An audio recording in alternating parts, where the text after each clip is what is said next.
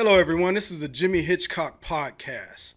A talk about the truth. It's called P.O.A.S.T. P.O.A.S.T. The real truth. Plan of action. Stop talking.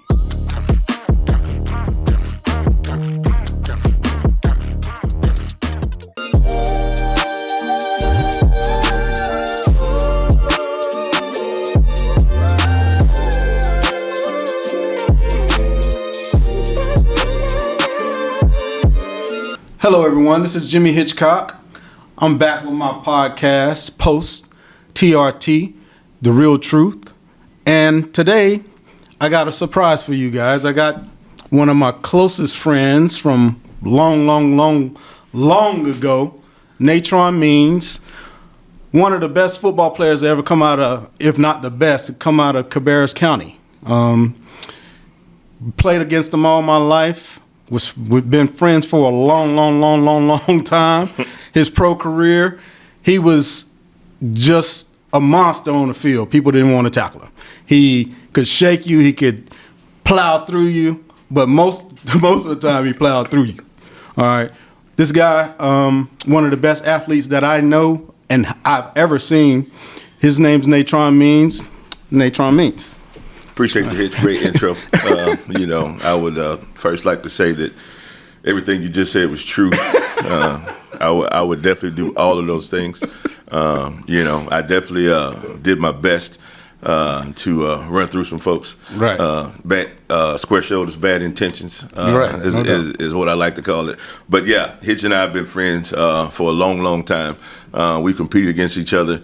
Since we were jits, out there running around. Our friendship is, God Almighty, spanned the years. Years.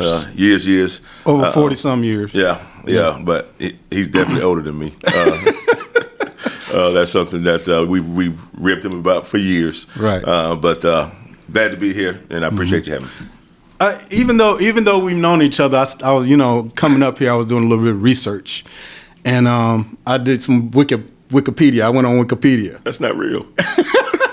Sometimes, I'm just going to tell you what is real. Okay, on the Wikipedia. All right, they said you was 5'10". Come on, bro.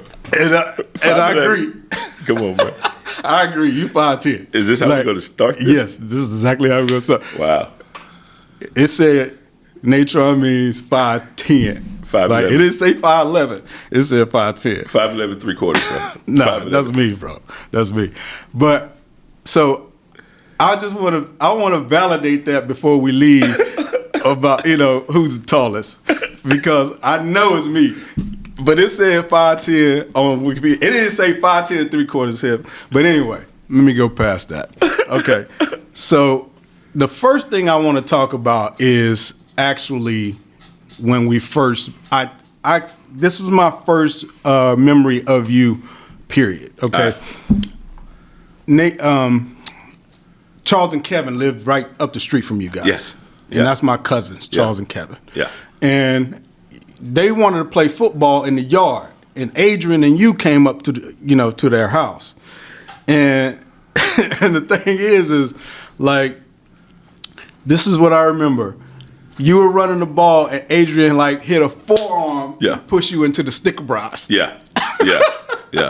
So when he pushed you to the sticker bars, you was mad.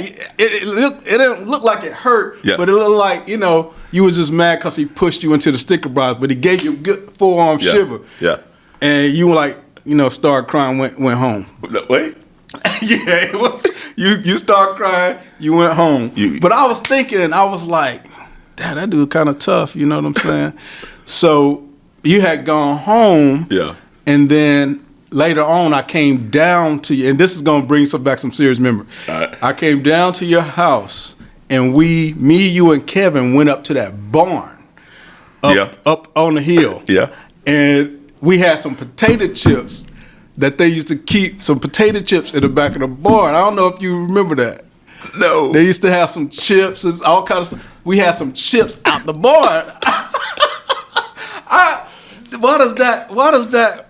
When I validated it though. Really? Yes. This happened. This happened. This actually happened. This actually happened. I would tell you. Think about that barn situation though. So did you ever work that barn? I remember the barn. I think the barn was up the street on Miss Pearl. Yes. And Miss Pearl's property. Miss Pearl's property. I would first like to respond by saying, shout out Acre Deuce. That's right. I grew up right down the street. That's right. Well, right McMillan up the street Acres. from your cousin at McMillan Acres. And we played a rough style of football down there. No doubt. No doubt. It was a lot of men made. It was a lot of men made and decisions made about the game of football down Right there there. at McMillan Acres. I mean, well before you were old enough to sign up and put on pads. Exactly. You was out there playing. Yeah. It was hot ball. Oh yeah, we used to get it in. Throw that thing up, and it was hot ball. Tag in the street, tackle on the sides. That's right. Yeah. That's right. Yeah. So that's my first memory. Yeah. That's my first memory of us meeting, and then we went on to play in organized football. And I remember when I first saw you playing the organized game, they had given you like a special helmet. That was before then. That was. I know what you speak of. You know what I'm talking about? I do know the situation. It's like the third grade or so. No, Was it fourth grade? No. That was this was. How long was that? This was well into. This was well into it. I was like in the Fifth end. grade, sixth grade. Yeah. Maybe it was Kind fifth, of somewhere along those lines. But you've been running back the whole time. You played running back. My first year in football, I was an offensive lineman. Right. What? So now I'm going to tell you something. You know how you say Michael Jordan creates these, these narratives so he can get fired up. This is something that I have never forgotten. Okay. My good friends know this. I mean, like my boys, like Dempsey, like Right. 5 years old. I got a few guys. Well, you know what? I've told this story on multiple occasions, so I'm not just going to limit it. Okay. But so we go. My first year playing football, we go out to the Optimus Club. To register, sign up for your teams, and do this, that, and the third. Got you. We're doing weights, and at that time, your body weight determined your position. That's right. Right. Your body weight determined your position. That's right. So as we are going through the lines, it looks like I think cutoff for running back may be, or a skill position guy may be like. 85 pounds, some 65 to 85 85 like pounds, that. kind of somewhere in there. So if you're above that number, then you couldn't run the ball. Yeah, you couldn't run the ball. Yeah. So standing in front of me in line was a kid by the name of Greg Medlin. I've never forgot this hit. Greg Medlin was standing in front of me in line. Mm-hmm. Greg Medlin goes, he gets on the scale. Greg Medlin's a few pounds over the weight limit to carry to run the ball. Right. So the coach says, "Hey, take this off, take that off, take these off, blase, blase." They get up there, put him on the scale, bam. They made him make the weight. Greg Medlin's a running back. Wow. Guess who's standing right behind Greg Medlin? Step on the scale. Step on the scale. Not only do I step, I weigh the exact same as Greg Medlin. So I'm waiting. To get the ball. No, I'm waiting to, hey, take your shoes off. Take the shoes. Take they didn't this do off. It. No. They didn't do you like that, bro. They did not do it. Oh, my goodness. So we get out to practice. Right. We get out to practice, and now it's time to run. You know what I'm saying? Yeah. We didn't do that first. We didn't run first. We got on the scale first. So now it's time to run. Right. So we get out here and run it, and I am flying. Dustin Yes. Like Greg Medlin, who? You know what I'm saying? I'm high. I got a grudge at 7. I'm 7 years old with a grudge. And they gave me number 72. They gave you sick to my stomach. Oh my God. They gave me number 72. I'm playing guard. That's ugly. I'm playing guard. But you know what? We ran the damn Fumbarooski all year long. All year long. Quarterback pull it down. They got a weapon on the line. And guard. Quarterback put it down. I pick it up and go run. We ran that all year long. Oh my God. Hey. They knew they had something. Hey, my coach was a genius. Oh my God. They knew they had something. Yeah. No, that's hilarious. Hey, that is a true story. Wow. Yeah. Yeah. Yeah. That's a true story. Okay, so I'm gonna continue to go down this path a little bit. Yeah. All right, like we competed against each other for a long time, and I think all the way up into my senior year, I think I won. College or high school? High school. High school. I'm talking about from middle school, I won. Yeah. High school, I won into the senior year. We're gonna talk about the high school. We're gonna talk about the high school. Okay, we're gonna talk about high school. Middle school, you definitely won. Yeah. Like y'all don't know. Like middle school, Hitchcock was like. I mean, shit, Hitch ain't grew since he was in the 8th grade. I mean, this was middle school Hitchcock right here. Yeah. This was middle school Hitchcock. Right. And this is no lie. This is no lie. On the way here, you know how you said you did your research. And right. I didn't have to research. I never forgot when I was in middle school. I went to Hartsville Middle School. When we played Concord, I had broke away, and I thought I was gone. And you knocked the shit out of me. I knocked the hell out of you. I mean, I'm talking about I slid. All the way up to the side of the I slid. I was like, oh my God. I have never forgot that. Yeah. I mean, that was one of the hardest. I mean, like, hey, look, like you was mad at me or something. Oh yeah. I gave it to you, bro. I mean, that was probably one of the most vicious licks that I've ever taken in my life. But, you know, in terms of addressing the high school record, the two games are the most important. The two games that are the most important. I know what you're gonna say. Are going to be the first and the last, and are going to be the last. That's true. You know, in my entire football career, right? On the halfback pass, I was 1 for 4. I think in my entire career. I had a guy wide open in San Diego, but the field kind of floated. And I just threw it out the back of the end zone. But you know which one I did hit? You know which one I did hit? The one against us. My freshman year to one Joseph Tick Mason. Right. That's the only one that I ever completed. So I won my freshman year. Right. I won my freshman year. That's true. My sophomore year is when we were loaded and we should have won. You should have beat us. We should have beat y'all. Yeah. Haywood Forte had a day. Haywood just went crazy. Skibo. Yeah. And this was, you got moved up to varsity. Yeah, I was in the we were on varsity in the 10th grade playing against each other. Grade. Yeah, big game. But I actually didn't play that game because I tore my ACL. Is that when you tore the one celebrating? When you was jumping down? I tore the one. That's when I was tore the one celebrating. I had torn my right one the year before. Yeah. In the 9th grade. And then I tore my left one in the 10th grade. Yeah. And I'm celebrating. It's because you were growing too fast. Yeah. Maybe. Yeah. But go ahead. So, lost my sophomore year, lost my junior year at Concord. My junior year at Concord. Rodney Edwards, Skibo was a monster. Unstoppable. Right. Yeah, unstoppable. Skibo's my junior year. Unreal. But then there comes the bookend. That one was kind of that was like a nightmare. I still had like nightmares about that one. The finality of it all. The finality. Yeah, that day. Yeah. I think you went for 4 touchdowns and over 300-something yards, 340-something yards. No, not 300-something. I never had a 300-yard game in my life. Rushing. But in high school. No, period. I never had a 300-yard rushing game. Oh, okay. But I did go hog wild though. Yes. Yeah. Maybe it was like 2 and some change, but definitely high twos. High twos and some change. And then they took you out in the 3rd quarter. No, I think they let me. I think they let me stay with that one. I don't know. I'm not sure. I think so but, because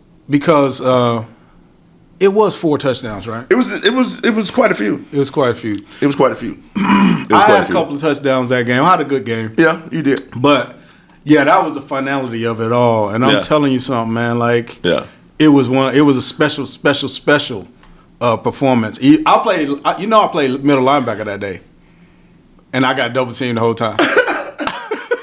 The rest of you ran over. Yeah, I was so. I mean, I was so geeked for that game. I wanted it so bad because, like, you know, it was a bigger rivalry. I don't even, do we still play now?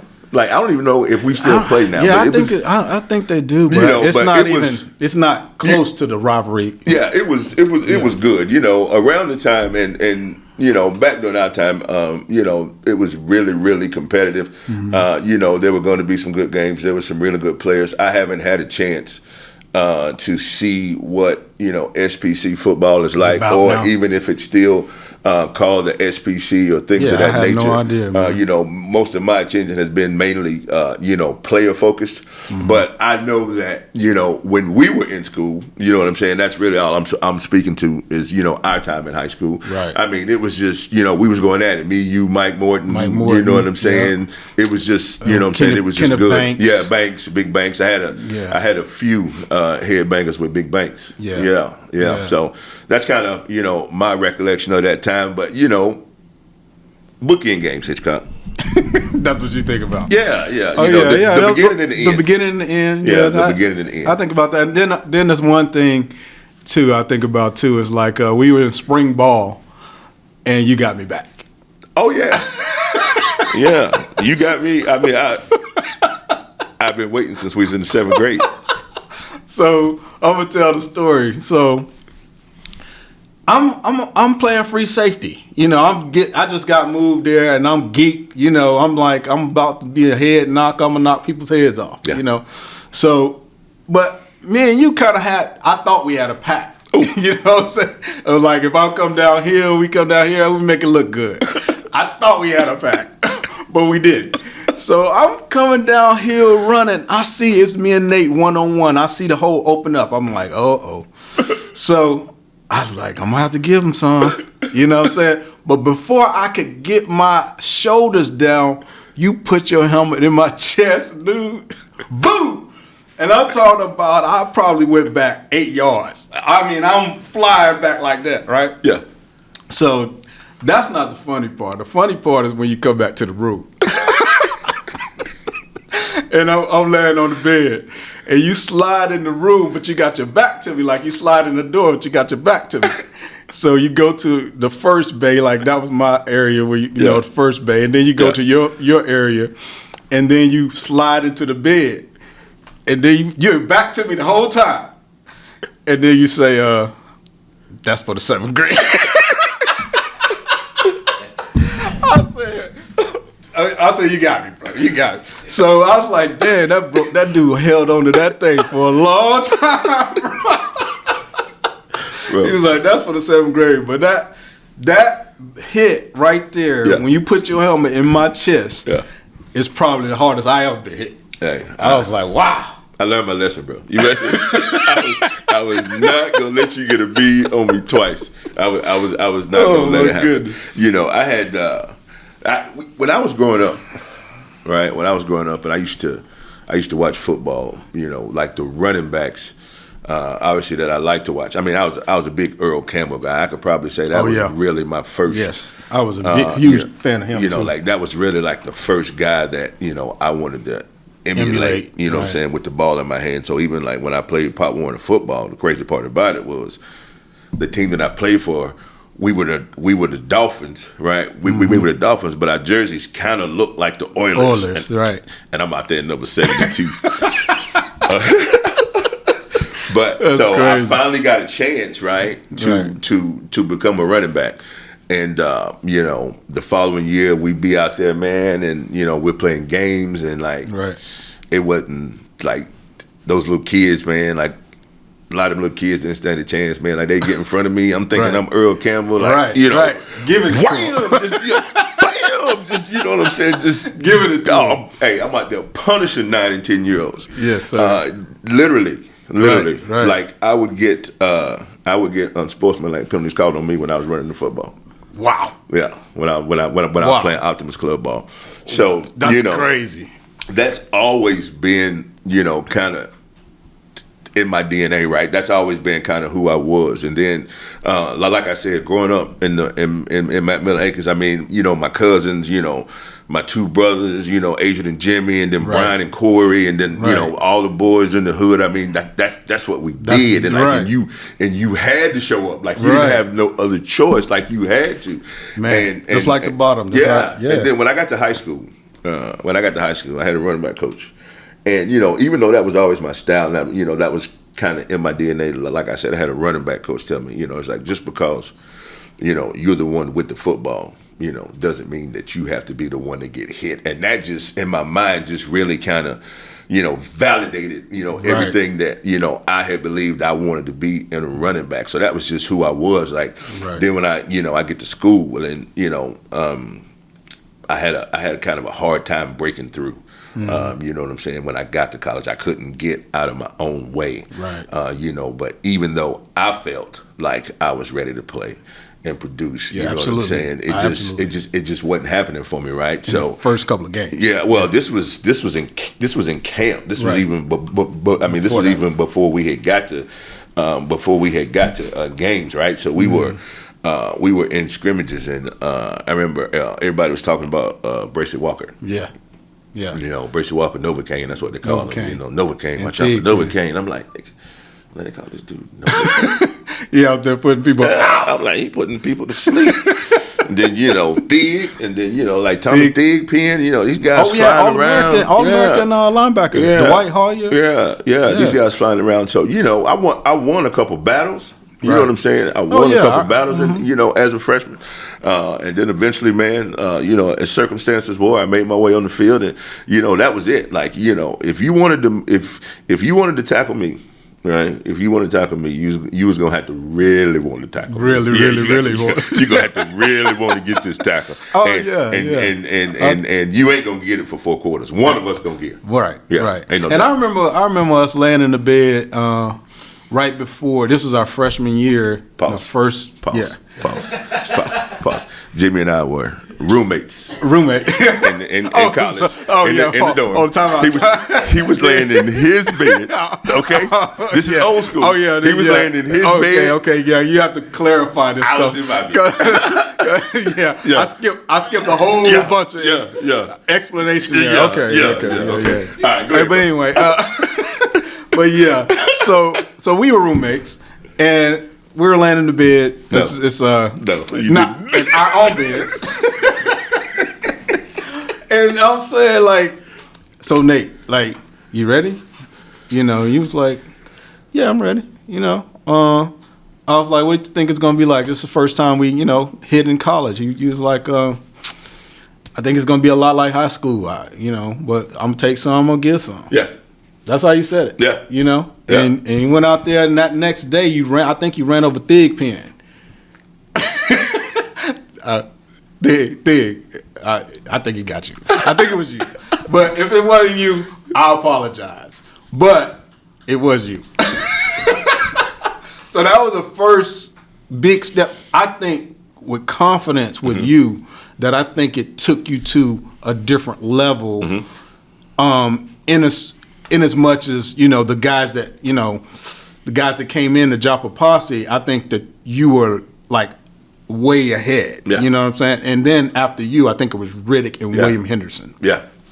You know, and Malcolm Marshall, he was there too. He was there physically, so he could 1,000,000% he was there physically. Right. Yeah. So he could compete. So the mentality that you took, I think, from that first day, I think it propelled you to where they could see this dude is ready. And not only were you ready, but you changed the whole program. Yeah. You know what I'm saying? Yeah. That was the whole, you were the impetus for Coach Brown becoming the coach and the program becoming a program that it was during the 90s. Yeah. It was good. You know, for me, I grew up, right, diehard Carolina fan. Like, right. We only had 3 channels. I didn't get cable to my senior year of high school. You know what I'm saying? Right. We only had 3 channels, right? So I'm with you. You know, it's all ACC, right? I'm in the state. I get Carolina. That's what I'm watching. Then, you know, I get to the point now. I'm, you know, watching the Dick Crum show. I think that was the first one that I started to recognize and can remember. You know, I'm watching the Dick Crum show. Then I'm watching, you know, all the boys do it. Right. You know, I wasn't old enough to remember. You know, Famous Amos, but you know what I'm saying, I know who he is. Right. I was more of a, you know, Tyrone Anthony, William Hughes, you know, Kennard Martin, Derek Finner, but then also when Big E hit there, because now growing up, you growing up now, you see it, right? Because, Ethan was at A.L. Brown and, That's he was right around the corner. Right there. And then, because you remember we used to get the, with your Sunday paper, right? We used to get the little the football insert, right? That had all the games broken down, right. Had all the pictures.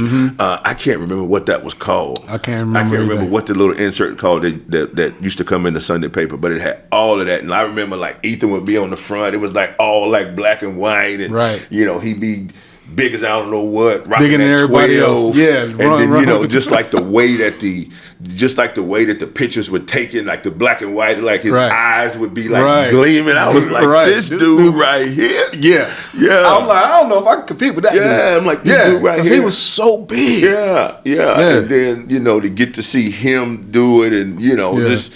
Like I said, this is just what I've always wanted to do. I always wanted to be the starting running back at Carolina. I took one visit. Right. I mean, I took one visit. My mama told me, but before we got up here, she said, we're going to go up here and, we're not going to commit. We're going to listen to what they have to say. And I was like, yes, ma'am. And we sat down in Coach Brown's office, and he said, well, we want you to come. I was like, I'm coming. My mama was shocked. Like, this is another one of my stories. So when I was a little boy, and I wanted to watch the Dick Crumb show, I would ask my mama on Saturday night if I go spend the night with my grandma. Oh, right. That's what I did. Yeah. And I said, can I go spend the night with my grandma? Let me call her mama. I said, can I go stay with mama? And then I just ride to church with mama, and then I just ride home with you. Right. Mama like, yeah.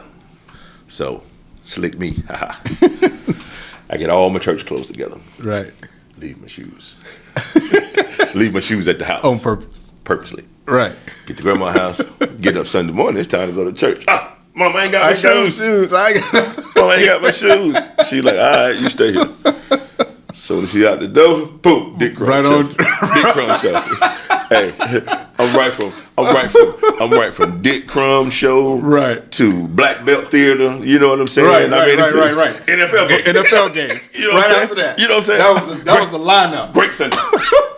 Well, hey, incredible. Great Sunday. That's exactly what I used to do. Great Sunday. Especially that Kung Fu. Yeah. Great Sunday. Oh my God, that was it. But hey, go ahead. Third Sunday. Every third Sunday. No. On the third Sunday, you know I was, because I got away with it for 2. On the third Sunday, you know where I was? Where? Back at the church with tennis shoes on. She figured it out. Yeah. She figured it out. Yeah. Oh, that's what's up. It took her 3 Sundays though. I got a couple good shows here. That's what's up. Yeah. Hey, so I'm gonna go to college football. You coaching right now. Yeah. Right. What do you think about the NIL? For me, right, I've always been pro player, right? And I wish, like a part of me wishes, man, I wish they would have had it then. Yeah. If they would have had it back then. Oh, Lord. You know what I'm saying? I mean, imagine what you would have gotten in the NIL. Natrone Means business. I mean, means business, yeah. I think I think I still might have been the bomb back then. Yeah, you would have been you was a bomb. You was a bomb in college and means business. But you know what I'm saying? I could have just just kept stacking. Trademarking that. Oh my God. It would have been a lovely thing. That's what I was thinking about coming up here. I was like, if we would have had NIL, Nate probably would have made a couple million before his sophomore year. Coach Brown tells me all the time that I'm begging for retro NIL. I told him this as long as he knew. I'm applying for subcommittees and all that. I'm trying to get some retro. Lord mercy. It's so. I think that I'm happy for the guys. Yes. Right. I'm happy definitely for the guys. happy for the guys. I'm happy for the guys. I hope that. And our program does a great job of making sure that everything is taken care of for these guys in terms of the taxes and the all of the legal and taxes and administration stuff that needs to be handled is done and in place, so those guys are able to move on freely without any penalty, while benefiting from the hard work that they put in. Right. Like I'm all for that. Like I'm all for that, but like. There's also a level of immaturity that's in play, just because, they're still 18 to 22. I'm 52, and I still do some questionable things at times that I ask myself. You know what I'm saying? I mean, we're all like still all figuring it out, right? Exactly. And it's you like figure it out for the entirety of your life. Yeah, and it's like a daily process, right? So these guys are so early on in the process, and a lot of them, are dealing with some things that they haven't had to deal with in the past. Like, I know for me. And I had to deal with this coming from college. I mean, from high school to college to the NFL, right? Things of that nature. But it's like, it has removed the step, high school, college, NFL. Then there's that. Right. Now it's like high school. I mean, this right here is almost already here. High school, yeah. Already at high school, already right? At high school, right. Already at high school. So it's always going to be a tricky landscape to navigate, and then you take with it all the distractions and everything that these guys have going on, right? That comes with the social media. In an instant, a mistake can be something that magnified. That never ever leaves your name. Right. That never ever leaves your name. So, I'm pro player 100%. I'm glad these guys, are able to, finally, get some money, right? Get some money because, I think they deserve it. But, I think it's the managing all the other stuff, the expectation, because,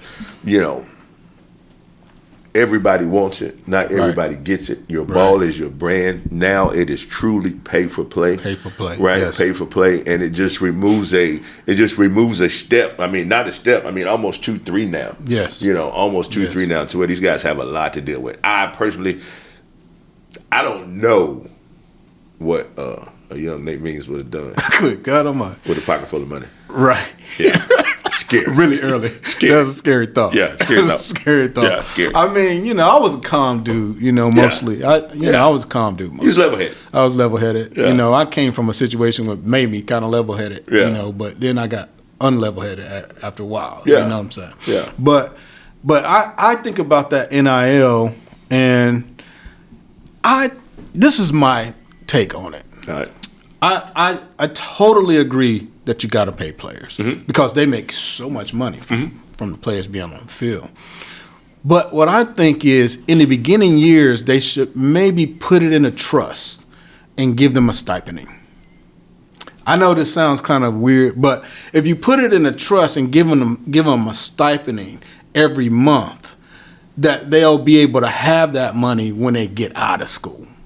You understand what I'm saying? And be able to take care of the taxes, be able to do responsible things with it, and plan out things that they want to do with the money.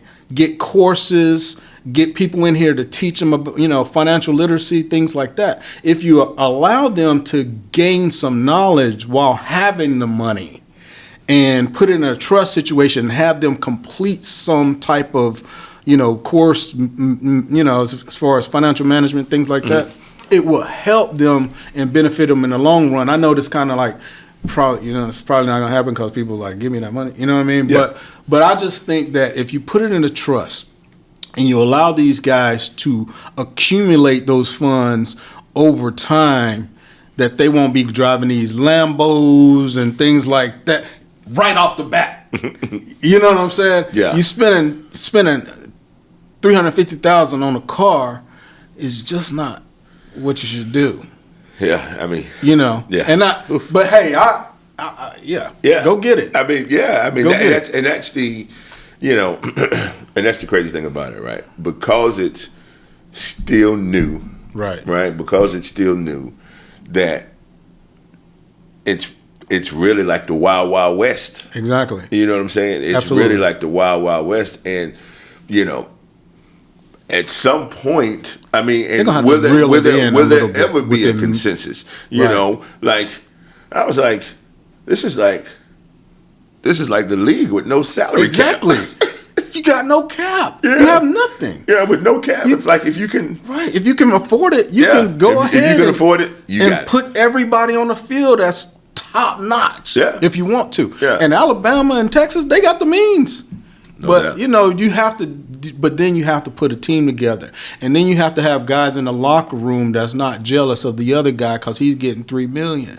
You know, because I can't imagine, like in the pros, people was jealous of me because I came to Panthers and I got a little $11 million contract back then. Yeah. You know what I'm saying? And people were talking bad about me, and you know, I'm having run-ins in the locker room about you know, that contract. But then now you got kids in the locker room, and some getting you know, millions, and some getting nothing. Yeah, well, I think the way that, you know, Coach Brown, you know, vets not only the kids, but, you know, at least at our place, and that's what I can speak to. I think that Coach Brown, and the way that he not only vets the kids, but the way that he vets the families, you know, throughout the whole process, you know, he is very upfront and, you know, direct about, you know, who we are and, you know, how we operate. You know, how it's going to operate, because it has to be the you know, the expectation.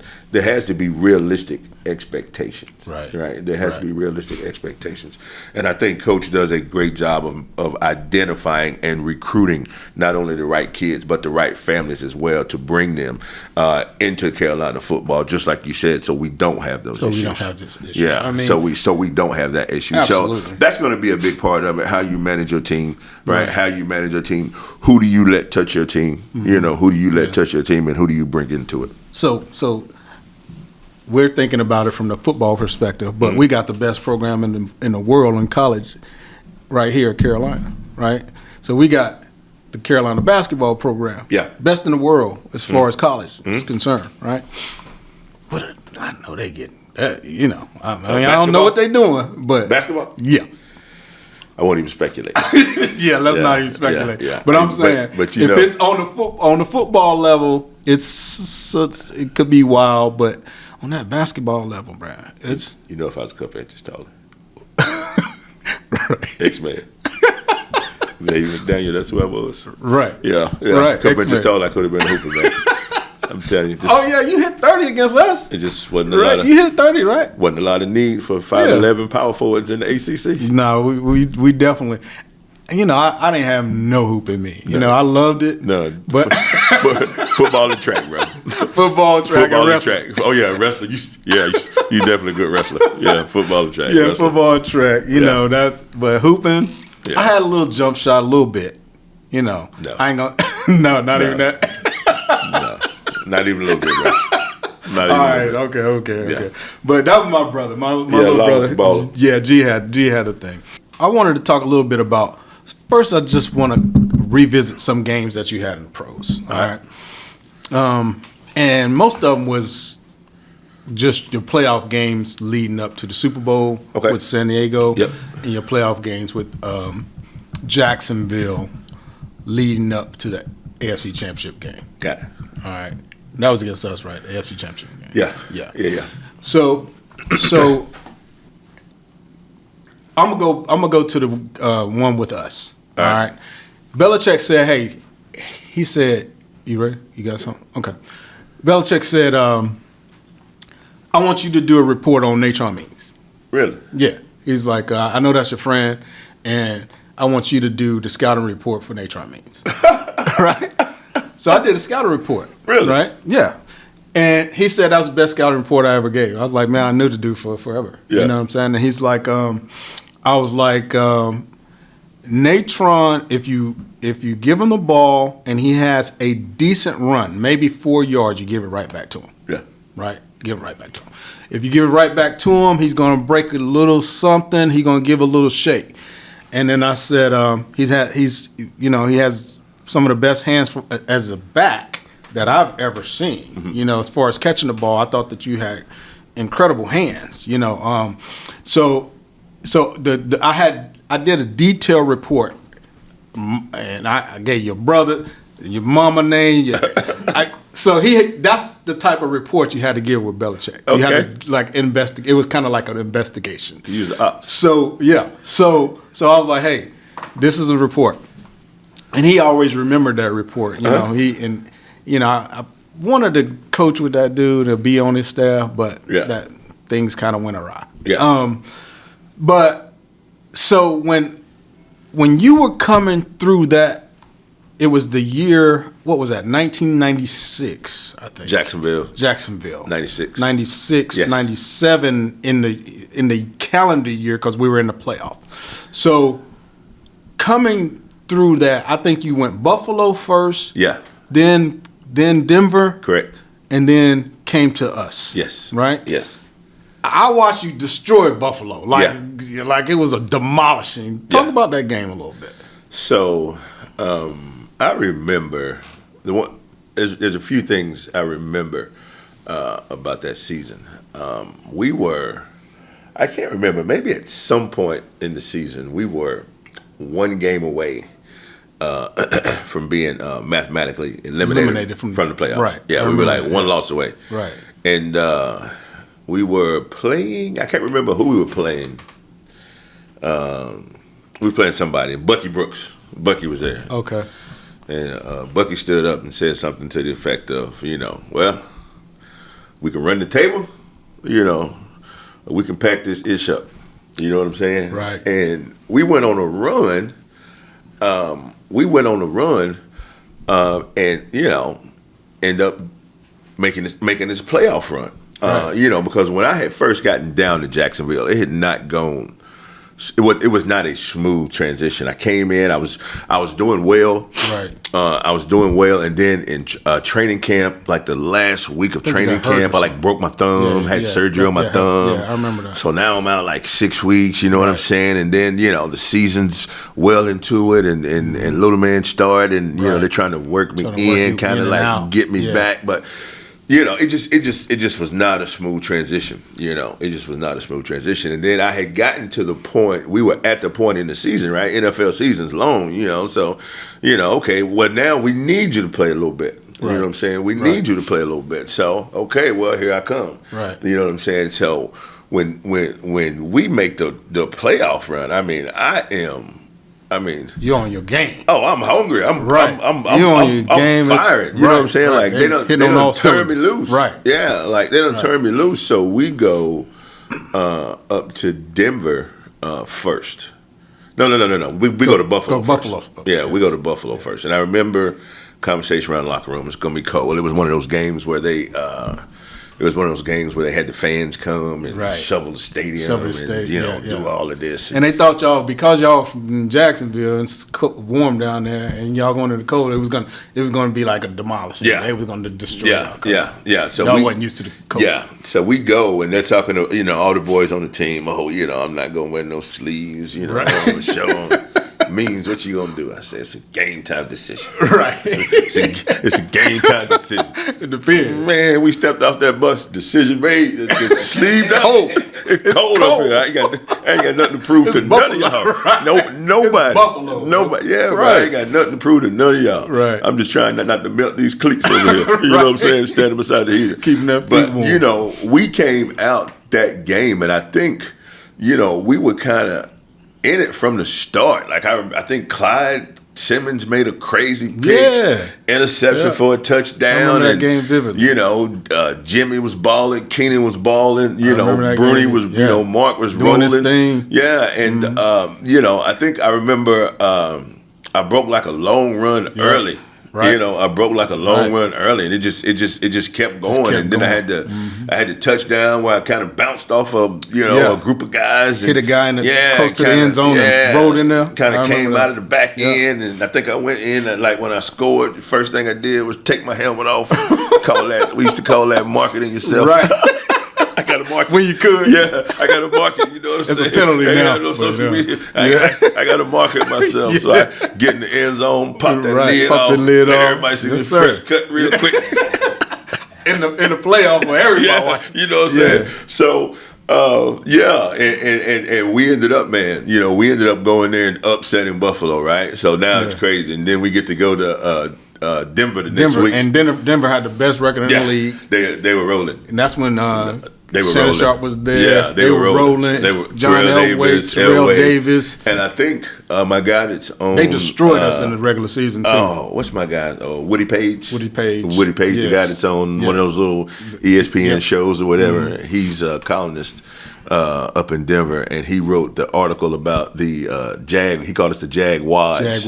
Jaguars are coming to town, and you know how they have it painted on the locker room when you walk in. Everybody try and cover it up. You know, welcome to Mile High Stadium. You are blase, feet above sea level, and all this, because you know that's all they talk about. Like before you get there. Yes, you know what I'm saying. Prepare yourself, because it's gonna be you're gonna be. Yeah, breathing deep. Yeah, it's for me. It was always real in the beginning of the season. At the end of the season, you know what I'm saying. It really wasn't much of a thing at the end. But we go out there and we start this game, and they like jump on us. Right. You know, they like jump on us, like bam, bam, bam, and then we're down and we're looking, and it's like, oh, you know what I'm saying. We're searching and we're trying to find it, and you know, I think they may have turned the ball over, like they were going, and I think they turned the ball over, and like right when they turned the ball over, that's when the tide started to turn. And TC Coughlin had told us like all that week. Right, because they had the number one overall defense in the NFL. They had number one passing defense. They had number one scoring defense. What's the safety name that was on there? Atwater. Dennis Smith. They had the number one. They were the number one overall defense. Right. They were loaded. Secondary. Right. Yeah. They were loaded. But TC would tell us. Right. TC would tell us. He was like, look, they got the number one overall defense.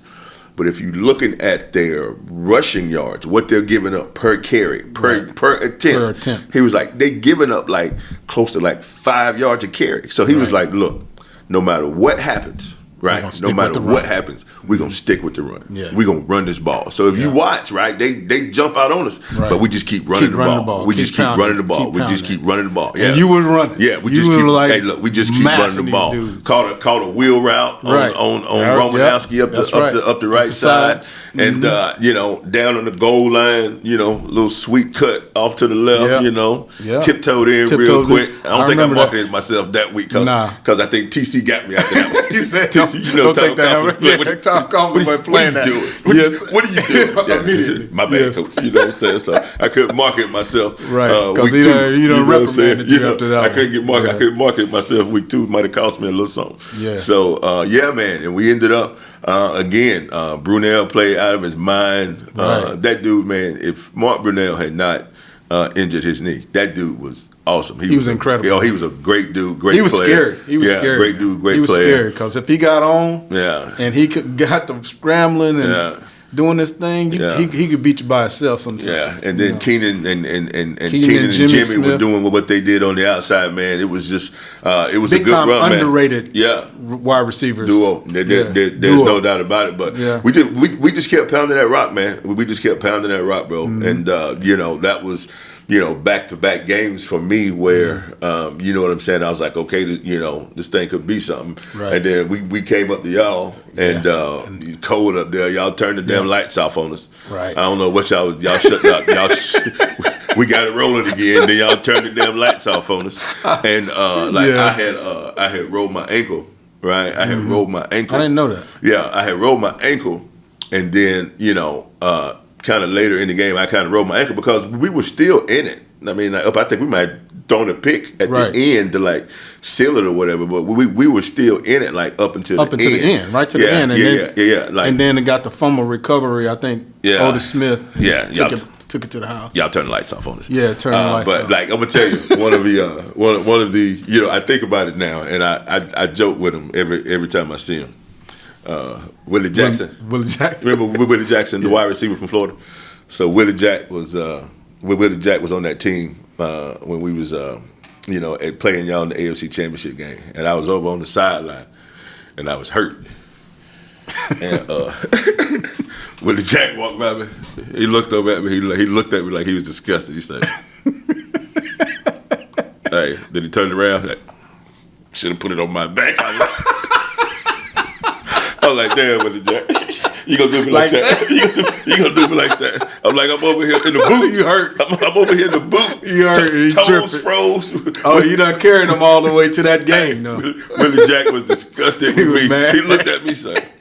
He wanted to get to that bowl. He was mad with me. I'm like, Willie Jack, bro, come on, man. What you want to get to that bowl. And then, shout out Willie Jack. So I'm gonna talk about the run that y'all had, and to me, like when y'all made the run with the Chargers, it just seemed like it was just you and a couple of dudes. Because it's like you put them on your back and just took them.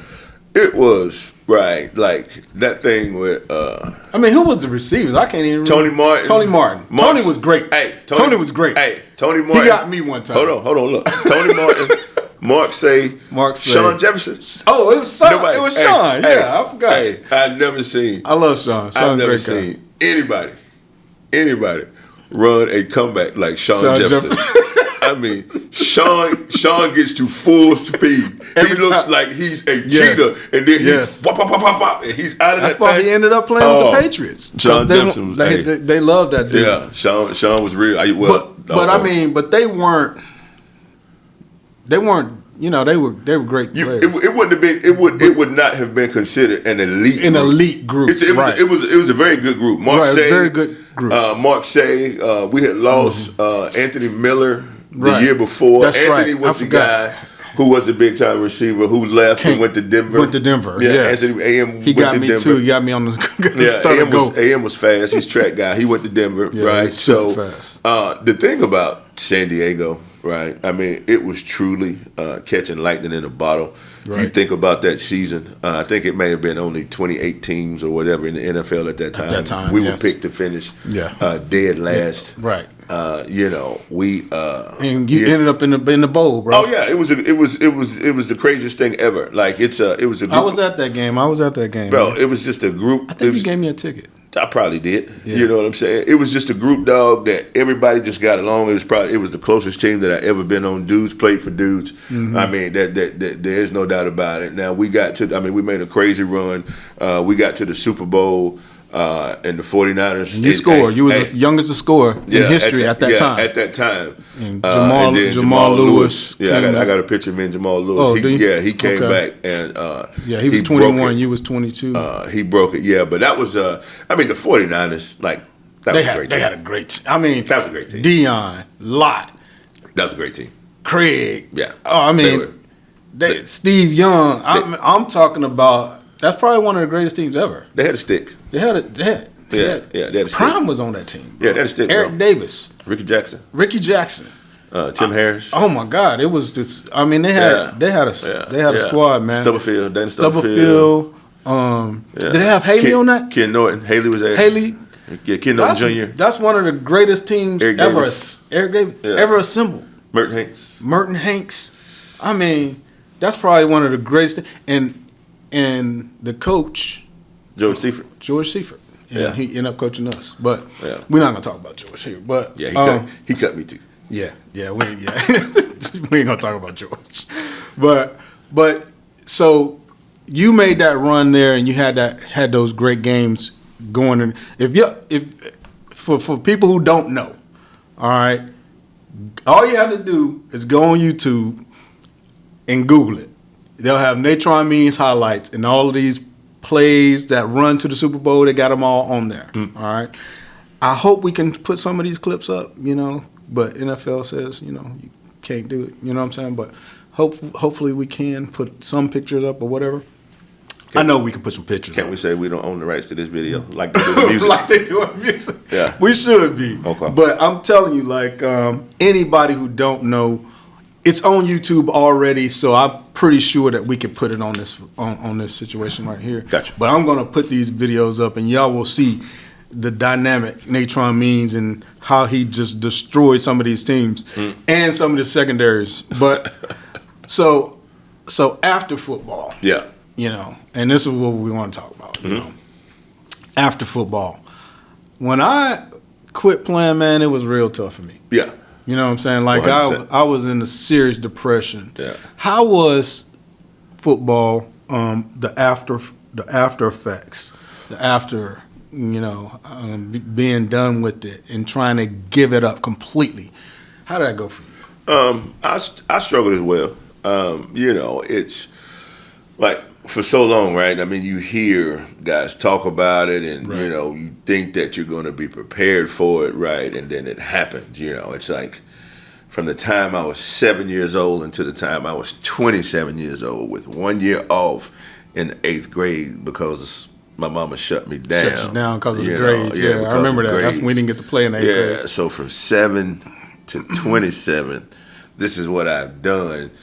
And then you wake up the next day and you're not doing that anymore. Right. Right. And, in my mind, I thought that I had prepared myself for the transition, right? Mm-hmm. From football to real life. And in reality, I was nowhere close to where I needed to be.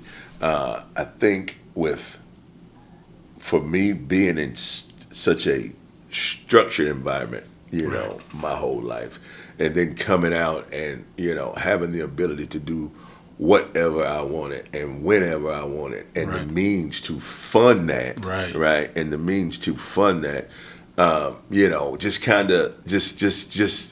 just wasn't a smooth transition. So I've always been involved with football, right? I mean, I've tried to do other things, to find, to go and sit in an office and, try and do this, or to go and try and connect folks to these meetings and facilitate this, right?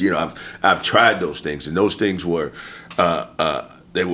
it was just nothing. It was just like flat. I was just games. Dead, right? I was just there, right? Just there, but just not present, just there, right? And but I've always had football. So what I did when I retired was I started up a youth football league, the Jaguars, and you came in and took the Jags when I left and went to Livingstone. Mm-hmm. But I've always had football, and that's just kind of where I've always been. And I kind of felt like I was running from it. When I first retired, I had an opportunity. Mm-hmm. Bobby Bethel asked me if I wanted to coach, and I said no. Wow. You know what I'm saying? I said no. I didn't want to. You wasn't ready. I just like looked at it as, in training camp, when first practice is over, shoot, we go to sleep. Them dudes go in there, they go to meetings. You know what I'm saying? So I did some.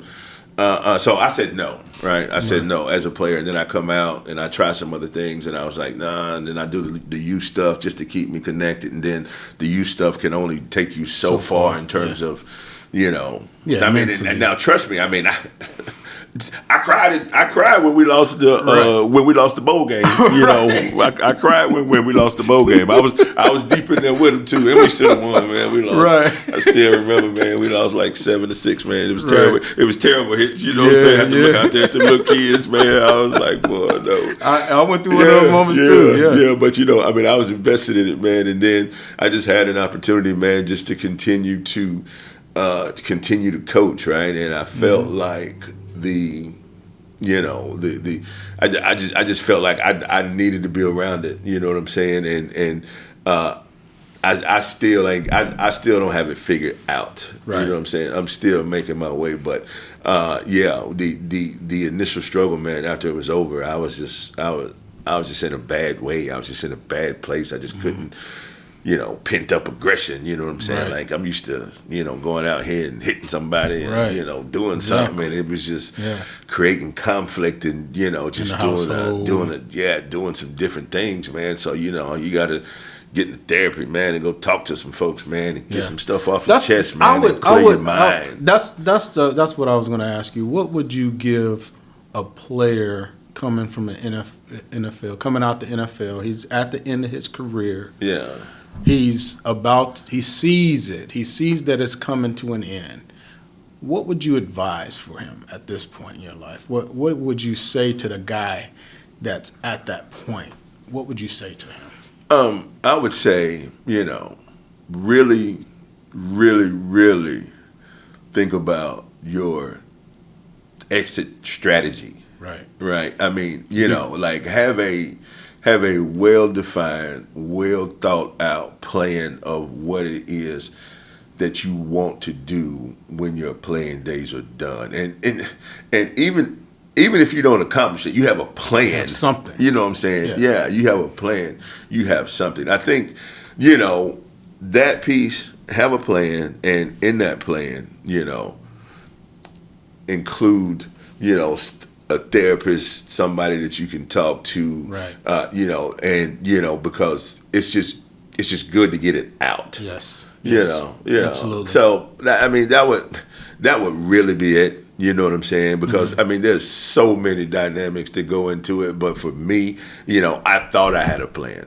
Yeah, me too. Thought I had a plan. Me too. Yeah, I thought I had a plan, but I didn't. I didn't have a plan, and and nothing can really prepare you for the end. Yeah, you know what I'm saying. You think you're ready. You think you're ready. Yeah. Nothing can prepare you for the end of it all. Yeah. When you get older. Yeah. And you can't play or get injury or whatever, and you can't do it. Nothing can prepare you for that. But having a plan. Yeah. And being able to have discussions with people that can help you. Yeah, definitely.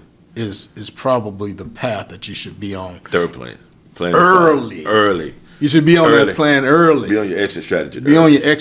Early. Yeah. And a lot of times when people, when I would say that to guys, I'm gonna work on my exit strategy early. Well, you preparing for you not playing. So this is what they would say. You saying you're not going to play. Like you putting it in your mind that's going to end your career. Da da da da.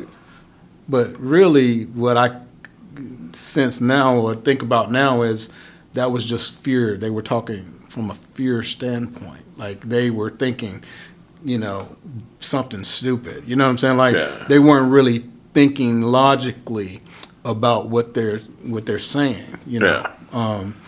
You should always have a plan. You should always have a strategy to exit something that you've done all your life and that you love to death. So you got to be able to love something just as much or close to it to kind of get over it, maybe. It'll never be the same or similar, very similar, but it'll be something that you can be passionate about. Yeah, I don't think, like I said, I'll. And part of it for me too, a big reason for me on why I coach, right, is because of the coaches that I've had. Right. Hands down. Hands down. Your coaches, but think about, I've had some coaches too. Yeah. Coach Brown. Yeah. Easy Smith first. Yeah, definitely. Coach Brown. Yes. Bill Parcells. Yeah. Pete Carroll. Yeah. Denny Green. Yeah. And George Seifert. Yeah. And back to Belichick. Yeah. Yeah. And Belichick was my position coach. Yeah. So I had some really, they did give me a lot of knowledge that maybe I should have used, but sometimes I think, it just wasn't for me. Coaching wasn't for me. Yeah, I'm thinking, and I'm thinking more in terms of like position coaches, like Yes. when I like Darryl Moody. Yeah, I can go back to I had Coach Queen, I had Coach Freeze. You know what I'm saying? Right. Then I had Coach Moody. You know what I'm saying? Then I had Sly. Then I had Gerald. Then I had Ali. You know what I'm saying? Right. Yes. Just. And the countless other. Youth coaches. Jeff Carlton. Absolutely. Nelson. David Wood. There's so many guys, man, that did. So much for me. Right. And even if it's just giving me a ride and picking me up and taking me to. I had that too. Yeah, my coaches. And, like Coach Goodnight was one of mine, and Coach Parker, and Coach Gordon Brown. Yeah. Coach Fleming. Yeah. Coach Easy Smith. They reared us. Yeah. Man. Those guys in the early days, they actually gave us a foundation. Yeah. And just trying to do the same, man. Trying to do the same. Trying to help these dudes be the best version of themselves. All right. That's a couple more questions. We're gonna end this conversation as much as I like to keep it going. We could. Yeah, we can keep it going all day. You know what I'm saying? But your mom. Yeah. When I was when I went to my recruiting visit, I came back and we talked, and I think you were really the one to kind of push me to Carolina. Yeah. You know what I'm saying? It's and one of the ways you pushed me was like, you was like, hey, my mom gonna be up. She gonna be bringing food, da, da, da. You know, and I was like, that's a thought. You know what I'm saying? Because I had already, met your mom, things like that, had dinner there and stuff. But, you lost her. Mm-hmm. How's that been? How's that been getting over that? I know how close you were to her. I can imagine me losing mine. Yeah. You know what? Ain't no getting over it. Right. Right? You know what I'm saying? I still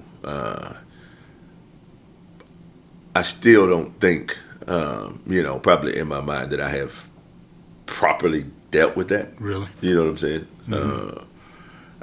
I don't know. I mean, when I obviously when I think of my mother, I think of all the great times, all the great things, all the she loved it. A little boy can only get from his mama. There's a few get me right sessions in there. Where she had to put her hands on me no doubt. And be stern, but it's still tough, man. I bet. Yeah. It's still tough, and talk to my wife because her mother's been, she's gone through this well before me, right? And with her dad, with her mom. Her dad just recently passed, within the past a couple of years. So I just talk to her and just kind of ask some questions on how she deals with things. It's probably something that this is a situation that I definitely can honestly say that I have I'm not done dealing with. Yeah, gotcha. Yeah, not done dealing with. And it's understandable. Yeah, it's an understandable situation where dealing with that is very difficult. Yeah. I can understand it. But that's I can imagine. I won't say much more about it, but I understand how close she was to you. Yeah. And when I see Adrian, sometimes I can just see kind of pain in his eyes too. Yeah. Yeah. You know what I'm saying? Yeah. Because I think he was just close. Yeah, I mean, we all were. We was all. We was all mama's baby. We were all mama's favorite. Right. Right. We all mama's favorite. Yeah, we all mama's favorite. Right. And I'm sure that Big A, 100%, and Jimmy. And Jimmy too. Yeah, everybody. Yeah. Everybody deals, man, daily with that one. There's no doubt about it. Right. Yeah. Right. All right. What about your kids? Talk about your kids. Tell them what's going on with your kids, man. Okay. So my oldest daughter Taylor, she's in San Diego. Okay. And she's enjoying herself, living her life out there in the fun and sun. I have a daughter Kaya, who's a recent South Carolina grad. She's joined corporate America and awesome. She's hating every minute of adulting. I have a family group chat that proves exactly that. She hates it. She hates paying bills. She hates paying bills. I got a couple of them too. She hates working. Right. She hates adult life. And then my daughter Asha, she'll be a rising senior. Okay. She's a Carolina on the women's soccer team. So we're excited for her. I think this season is going to be a big opportunity for her to go out and have a chance to, realize some of the goals that she set for herself way back when she first got here, dealing with a little knee right now. But hopefully that'll be something that won't be too much of an issue. And then last but not least, man, I got a Nari, huh? Yeah, I got a young one bringing up the rear. My son Nari, he's a wide receiver. He's a pretty good player. Yeah, he's a pretty good player. He's got about 8. I've seen some highlights. Yeah. He's got about 8 offers right now. Yeah, he's got about 8. Got potential. Yeah. I think so. He's a worker. He's a worker. He's a good student. That's what's up. He's a good kid. He little on the slim side, built like his mama. Right. You know what I'm saying? But he's stretching out, man. Yeah, I was stunned how. Yeah, he can run. Yeah, he can run. He can run, bro. He can run. Yeah. So, I'm excited, and I'm excited to see him his senior year of high school, and see where football takes him on his journey next. At first, I wasn't really sure that I want him to be all in on it, but I told him you don't want to wake up feeling like me one day, boy. Right. But he seems to be he seems to have chosen his destiny, you know. So we're gonna let it play out. He looked good. Yeah, we're gonna let it play out. Well, you know, the apple don't fall. Right. Yeah. Right. Now, this last question is just a question I'm gonna ask pretty much everybody. All right. But like, you fit into my life story, so that's why it took so long to get going, because we had to figure out how to get this together. Yeah. But you fit in my life story, so it's gonna tell a tale. I'm got Coach Smith and Fleming. I'm doing the podcast next. Yeah. All right. So, but the question I'm gonna ask everybody is this. And this is more of community-based talk. Okay. If you were president of just Black America, all right, just Black America, this is a crazy question, what would you fix first?